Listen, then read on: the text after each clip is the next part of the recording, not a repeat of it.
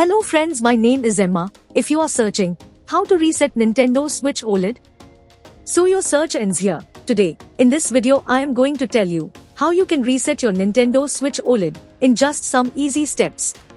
So let's get started. Turn on your Nintendo Switch. If the home screen is not already visible, press the home button on your Switch controller to open the home screen. Open Settings. Scroll to the bottom of the Settings menu. Select System, then Formatting Options. Scroll to the bottom of the Formatting Options menu. Select Initialize Console. A warning will appear. Read the warning. Select Initialize if you are ready to reset the Nintendo Switch OLED. A progress bar will appear and begin to fill.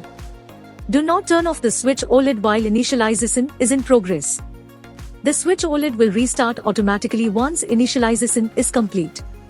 By using this method you can reset Nintendo Switch OLED. Hope you like this video. If yes, please hit a like button and don't forget to follow our YouTube channel.